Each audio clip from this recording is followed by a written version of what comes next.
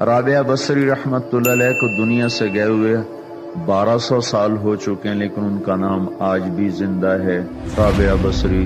رابعہ بصری نہ کوئی شہزادی تھی، نہ کوئی ملکہ تھی، نہ کوئی وہ خوبصورت تھی، نہ کوئی خاندانی تھی، بلکہ عورت ہونے کے لحاظ سے ہر عیب اس میں تھا۔ ان کی عادت یہ تھی، وہ روزانہ عشاء کی نماز کے بعد غسل کر کے کپڑے بدل کے اپنے خامن سے پوچھتی آپ کو میری ضرورت ہے؟ اگر وہ کہتے کوئی نہیں ہے تو پھر پوچھتی مجھے اجازت ہے؟ وہ کہتے اجازت ہے تو پھر مصلی پہ کھڑی ہو جاتی ہے اور فجر کی نماز تک مصلی پر کھڑی رہتی تھی۔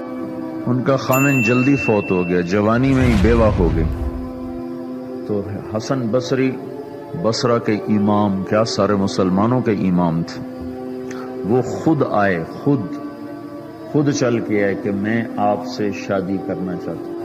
وہ کوئی شادی کا شوق نہیں تھا ان کو، وہ تو اولاد کے قابل نہیں، شکل صرف ان کی نیکی اور ان کا جو اللہ سے تعلق تھا، ان کو یہ لالچ ہوا کہ یہ میری بیوی ہو جائے تو اس کی طفیل شاید میری بخشش ہو جائے۔ تو ان کے پاس آئے، کہنے لگے رابعہ میں آپ سے شادی کرنا چاہتا ہوں، خود پیغام لے کر آئے۔ تو انہوں نے فرمایا میری 4 باتوں کا جواب دے دو تو میں شادی کر لیتا۔ کہنے لگے کیا؟ کہ یہ بتاؤ میں جنتی ہوں کہ دوزخی ہوں؟ کہنے لگے یہ تو میں کچھ نہیں کہہ سکتا۔ اچھا یہ بتاؤ جب اللہ تعالیٰ قیامت میں اعمال نامے اڑائے گا، کسی کے سیدھے ہاتھ میں آئے گا، کسی کو الٹے ہاتھ میں آئے گا، میرے سیدھے ہاتھ میں آئے گا کہ الٹے ہاتھ میں آئے گا؟ کہنے لگے یہ بھی کچھ نہیں بتا سکتا۔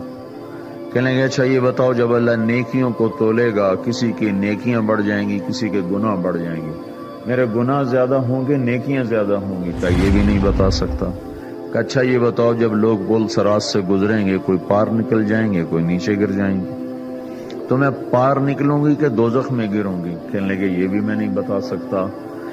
تو پھر فرمایا اچھا جاؤ مجھے تیاری کرنے دو، مجھے ان 4 باتوں کی تیاری کرنی ہے، میرے پاس شادی کے لیے وقت کوئی نہیں ہے۔ جو اللہ سے دوستی لگا لیتے ہیں اللہ دنیا ان کے لیے مسخر کر دیتے، اللہ دنیا ان کے پاؤں میں ڈال دیتے۔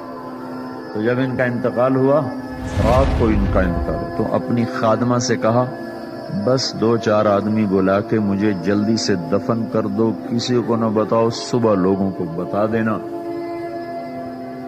اور مجھے کفن دینا میری اس چادر میں جس میں تہجد پڑا کرتی تھی۔ تو انہوں نے راتوں رات دفن کر کے صبح اعلان کیا، شور مچ گیا، ہائے کیوں بتایا، کیوں نہیں بتایا، کیوں؟